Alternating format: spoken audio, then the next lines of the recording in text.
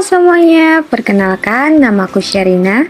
Di sini saya akan bersama dengan rekan-rekan saya yaitu saya Francisca Yungob dan satu rekan saya lagi yaitu Hai, saya Dimas Nur Ariski.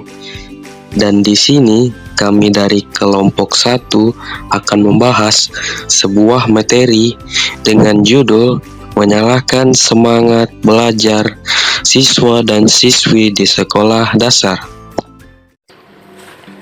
Pernahkah kalian melihat siswa SD yang sulit fokus saat belajar, cepat bosan, atau tidak bersemangat di kelas? Padahal, belajar seharusnya menjadi kegiatan yang menyenangkan dan bermakna. Yuk kita bahas bagaimana guru bisa menumbuhkan minat dan motivasi belajar siswa SD dengan pendekatan yang tepat. 1. Konsep minat dan motivasi belajar. Menurut Sudirman tahun 2018, motivasi adalah daya penggerak yang membuat seseorang mau belajar dan tetap tekun dalam mencapai tujuan belajar. UNO tahun 2016 juga menjelaskan bahwa motivasi terdiri dari dua jenis, yaitu yang pertama, motivasi intrinsik. Motivasi intrinsik adalah dorongan dari dalam diri siswa, misalnya ingin tahu atau senang belajar hal yang baru. Yang kedua, ada motivasi ekstrinsik. Motivasi ini adalah dorongan dari luar seperti pujian, nilai, ataupun hadiah. Jadi, minat belajar adalah rasa suka dan ketertarikan siswa terhadap kegiatan belajar. Shu tahun 2012 menyatakan bahwa siswa yang berminat akan belajar lebih aktif dan bertahan lebih lama. teori motivasi yang relevan. Teori hierarki kebutuhan menurut Maslow 1943. Maslow menjelaskan bahwa motivasi tumbuh jika kebutuhan dasar terpenuhi, mulai dari kebutuhan fisiologis, rasa aman, kasih sayang dan penerimaan sosial, penghargaan, dan aktualisasi diri. Guru dapat membantu memenuhi kebutuhan ini di kelas, misalnya dengan memberi dukungan, menciptakan suasana aman, dan memberi apresiasi atas usaha siswa. Teori self-determination. Motivasi akan muncul secara alami jika 3 kebutuhan psikologis terpenuhi.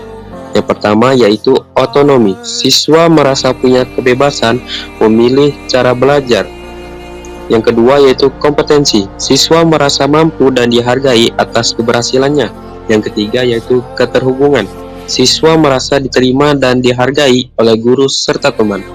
Guru dapat menumbuhkan motivasi dengan memberi ruang bagi siswa untuk berpendapat, memberi tugas yang menantang tapi realistis, serta membangun hubungan positif di kelas.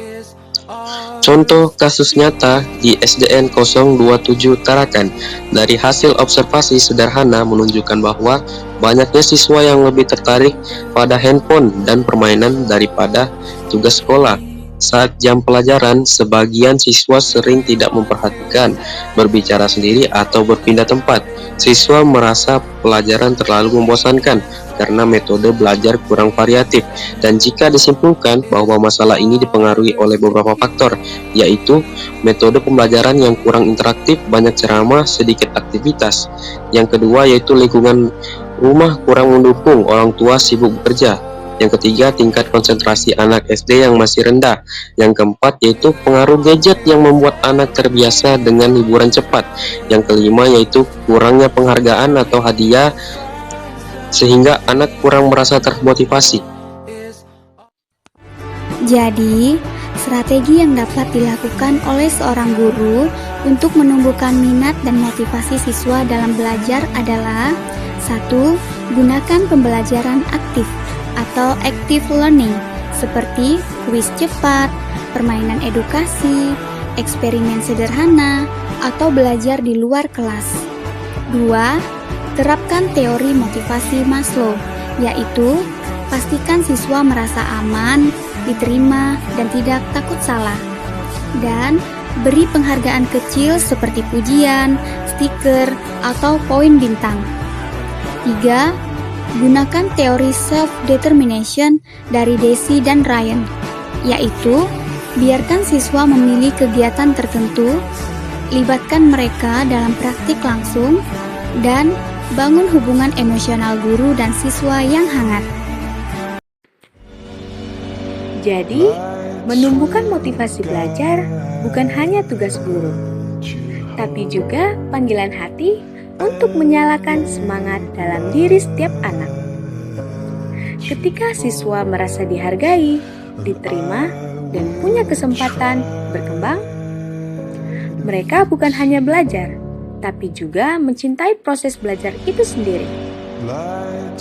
Mari bersama jadi guru yang menginspirasi, membimbing dengan hati, dan menumbuhkan generasi pembelajar seumur hidup.